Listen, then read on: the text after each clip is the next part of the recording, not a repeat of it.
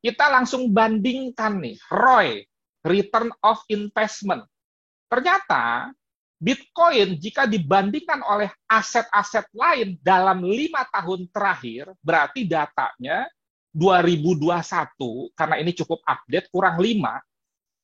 Ya, kalau Anda perhatikan ini 5 tahun, tahun pertama, tahun kedua, tahun ketiga, tahun keempat, tahun kelima, biar cepat Anda lihat saja sendiri mana yang kira-kira investasinya yang paling bagus ROI-nya dalam 5 tahun terakhir.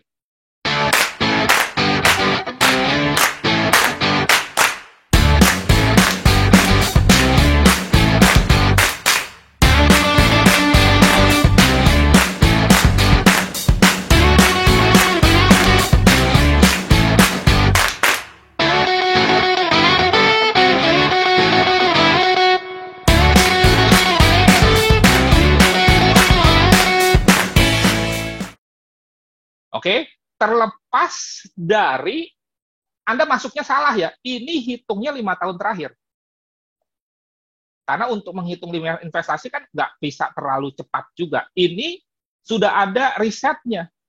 Pertumbuhannya sekian persen, gold pernah mengalami yang disebut dengan penurunan sehingga setahun dia bukannya naik, malah turun. Nah, ini gold. Nah, ini S&P 500. S&P itu indeks dari 500 perusahaan saham di Amerika. Jadi ini perbandingan antara Bitcoin dengan gold, dengan S&P berarti saham walaupun indeks. Nanti ada lagi datanya dengan kalau kita bicara uang, dolar. Waduh, kena inflasi.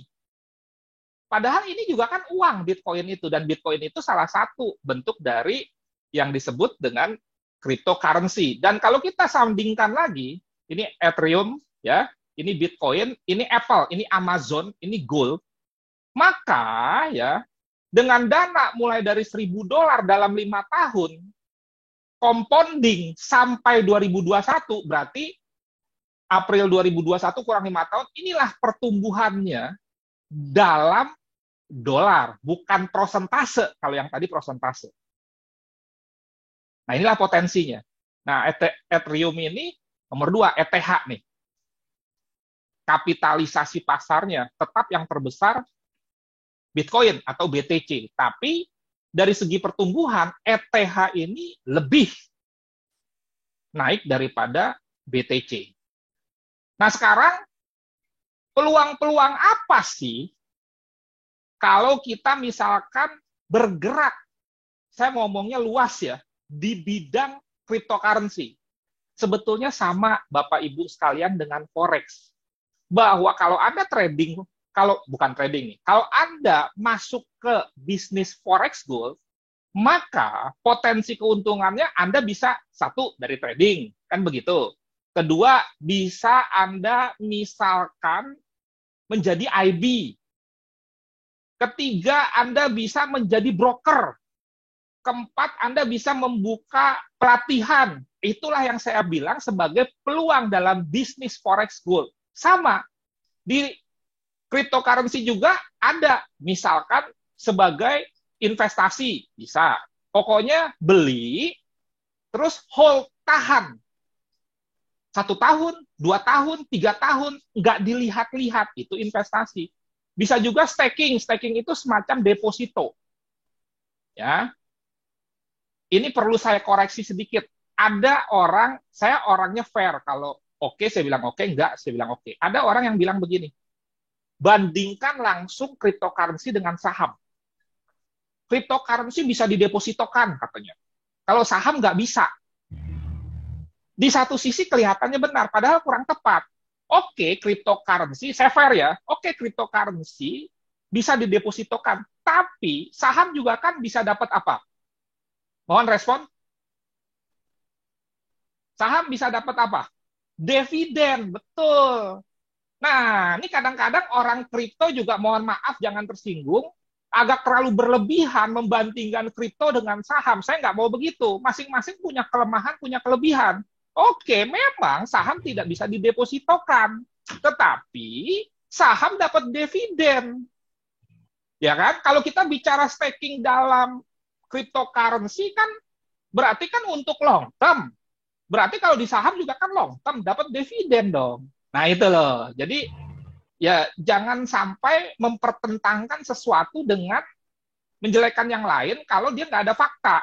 Tapi memang kalau di saham nggak bisa dipertukarkan. Anda misalkan nih, ini sekaligus saya terangkan ya, punya saham BBRI, terus mau tuker jadi BBCA. Nggak bisa. Anda mesti jadikan dulu dia rupiah, baru dari rupiah Anda beli saham BCA. Nah, kalau cryptocurrency bisa antar koin, antar emiten, antar mata uang, ya kan seperti forex saja kan, bisa dipertukarkan kan. Jadi nggak ada misalkan BBRI, BBCA, nggak ada, tapi USD CHF kan ada, sama, ini juga seperti itu, bisa diterima ya, untuk tradingnya dan untuk mining. Nah ini memang kalau di saham nggak ada mining, nambang, apa maksudnya? Anda menyediakan server, ya, yang menjadi blockchain itu nanti Anda dapat jasa dari transaksi-transaksi di dalam blockchain itu. Sampai sini paham yang dimaksud dengan nambang? Jadi bukan menggali, walaupun memang gambarnya seperti menggali ya. Jadi ya seperti biaya kan kalau transfer antar koin itu kan pasti ada biayanya. Nah kita dapat kalau kita nambang, tapi ini kan perlu hardware. Makanya saya kesal juga nih gara-gara nambang ini harga VGA kan jauh naik. Wih, kan saya kan orang lama di IT. Dan saya mengalami era-era tahun 92, beli VGA card tuh murah banget. Saya ngerakit komputer nih, sekarang saya menggunakan PC, waduh mahal banget. Nah ini, orang-orang komputer bilang nih gara-gara mining-mining nih Pak. Oh iya benar juga, kebutuhan VGA tinggi karena boros memang. Oke, jadi itu mining ya, sekilas saja ya. Jadi, kegambarkan potensi apa yang bisa kita kerjakan. Sekali lagi, banyak sama seperti forex gold. Lanjut, kelebihan cryptocurrency apa sih? Ya, kelebihan yang dimaksud ya jangan juga Anda langsung banding-bandingkan dengan yang lain, tetapi memang di satu sisi ini nyata. Ya, pertama misalkan setiap orang bisa universal, oke? Dapat memiliki, kemudian bertransaksi dimanapun bisa, ya kapanpun bisa. Anda misalkan penduduk Indonesia, kemudian Anda ke Amerika, kemudian Anda beli saham di Amerika, nggak bisa langsung. Nah kalau cryptocurrency bebas, bebasnya sebetulnya sama seperti mata uang. Oke, marketnya 24 jam non-stop. Ya, alat pembayaran sebetulnya kan sama dengan uang fisik. Marketnya 24 jam. Kalau Anda menyatakan, tapi kan trading forex call tidak 24 jam. Tradingnya iya tidak 24 jam. Tapi pergerakan atau fluktuasi mata uang tiap hari bergerak loh. Termasuk Sabtu Minggu. Jangan salah. Betul nggak? Tradingnya nggak boleh. Tapi pergerakannya, terus dia sebagai alat pembayaran, tetap berlangsung 7 kali 24 jam, bahkan 365 hari. Sama aja sebetulnya dengan cryptocurrency ini.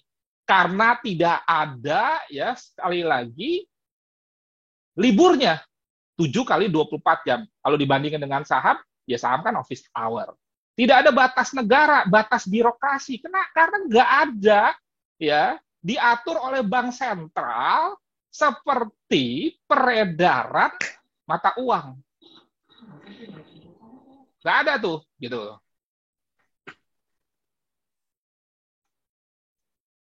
Lebih terlindungi dari pencurian identitas, jelas. Wong di enkripsi, ya, di datanya itu dibuat menjadi rahasia, kan tadi sudah jelas ya.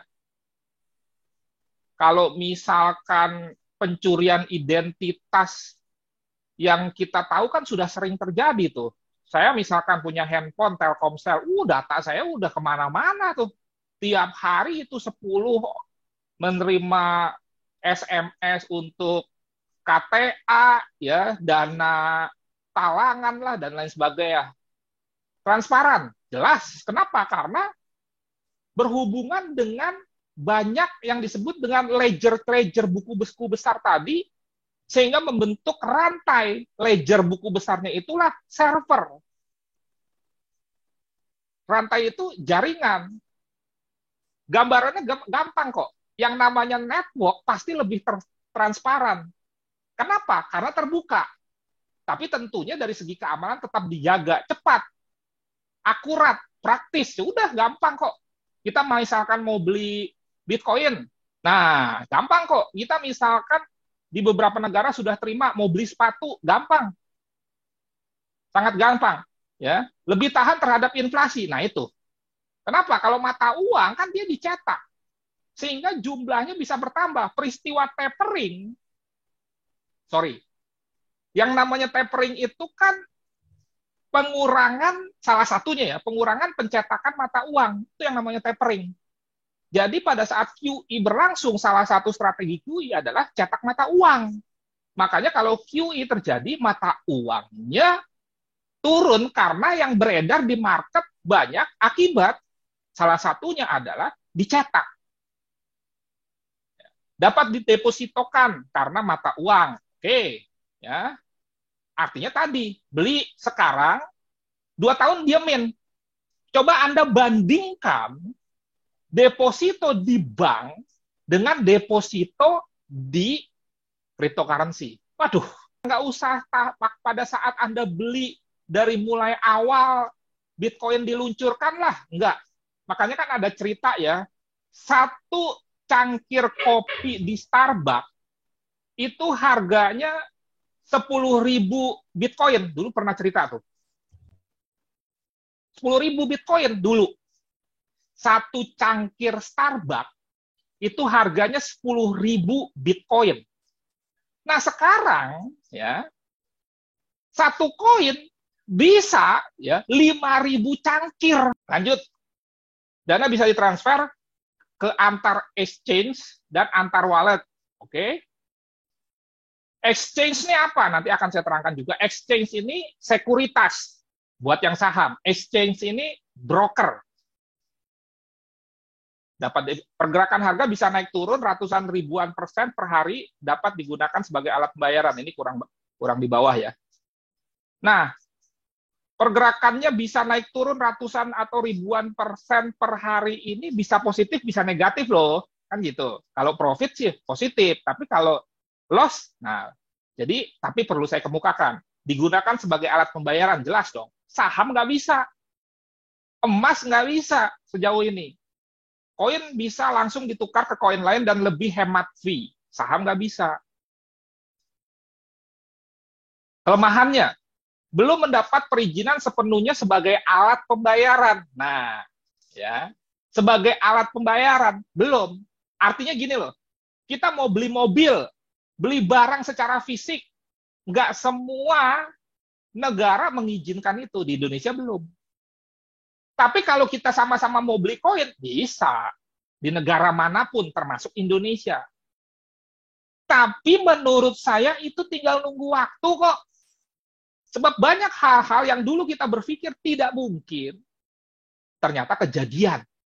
Makanya jangan batasi perkembangan apapun, teknologi, otomotif, sektor finansial, jangan batasi karena itu akan bisa terjadi apapun itu. Ya. Dapat digunakan untuk transaksi kejahatan seperti money laundry dan lain-lain. Tetapi update terakhir ternyata semakin sulit. Kenapa? Tetap bisa dilacak. Tetap. Oleh FBI, oleh CIA, dan lain sebagainya.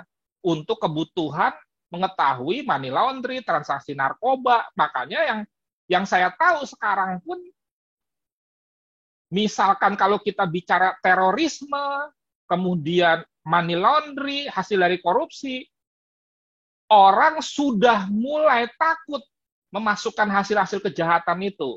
Jika lupa password, maka akan sangat berisiko kehilangan uang. Ya, kalau ada masukan mengenai kelemahan dan kelebihan lain, silahkan saja. Yang jelas, apapun itu, Tidak ada yang sempurna, prinsipnya itu aja lah. Jadi jangan minta kesempurnaan. Nah, ini beberapa istilah saja ya, nanti Anda pelajari sendiri untuk menghemat waktu.